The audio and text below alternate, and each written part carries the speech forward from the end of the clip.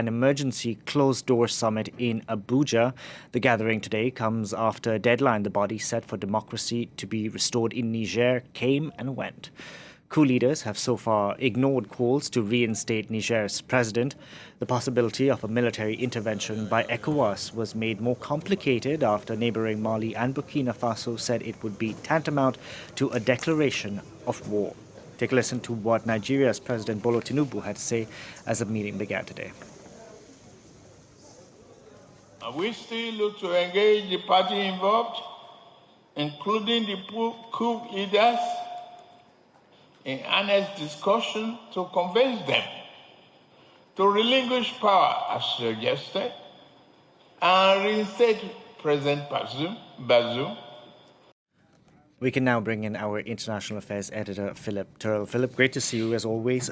Is this a make or break moment for Ecowas? I think this is one of those moments when Ecowas is being looked upon as having to come up with some kind of solution, some kind of answers, and some kind of way forward in all of this, which they haven't managed to do up until now. Remember last week there was this 1 week deadline to put Mohamed Bazoum back in power in Niger, the opposed president since the 26th of July. That deadline went by on Sunday. Many were saying, well, there's going to be armed intervention to forcibly put the president back where he was before he was overthrown. That didn't materialise. ECOWAS was saying it will be a last resort only, which led many to believe that it was now being pushed back to being on the back burner, if you like, for the foreseeable future. So that means they're now trying to work towards some kind of negotiated settlement, a diplomatic solution to what's going on in Niger. The problem for ECOWAS is that up until now, all their efforts to communicate with the junta have come to nothing. They sent a delegation of ECOWAS to meet them. They only got as far as the airport in Niamey, and then they came back empty-handed. They didn't meet the coup leader. Then a group of ECOWAS leaders, the United Nations and the African Union were also due to go there this week. They were told they couldn't go for security reasons because of the sanctions imposed by ECOWAS that would put their lives in jeopardy. Even Victoria Nuland, the Deputy Secretary of State of the United States, hasn't managed to meet the coup leaders. So there is this blockage down the line where, well, we're not going to launch a military action to put Mohamed Bazoum back because there isn't all the support within ECOWAS necessary for that to take place.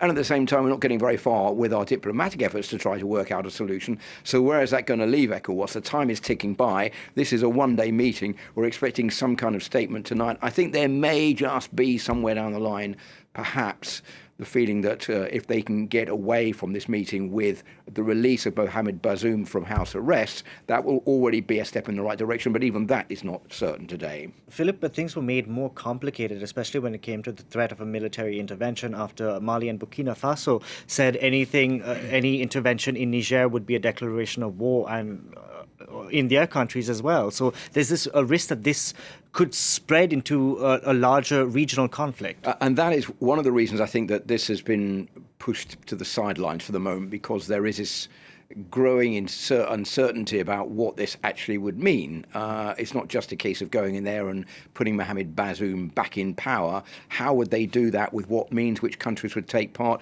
Obviously, Côte d'Ivoire and also Senegal have said that they are willing to help in the military action if there is some, but other countries that were originally willing to do so are now beginning a little bit to be slightly more reserved, including Benin, for example, which wanted to do it now because of public opinion back home, are saying, well, maybe it's not such a good idea. And even in Nigeria itself, there are divisions over whether or not it's a good idea, because if you take Nigerian forces out of the country to get them into a military role in Niger, that's going to mean they'll be less performant back home, and that will open the door to more jihadist activity from Boko Haram. So there's no easy solution to all of this.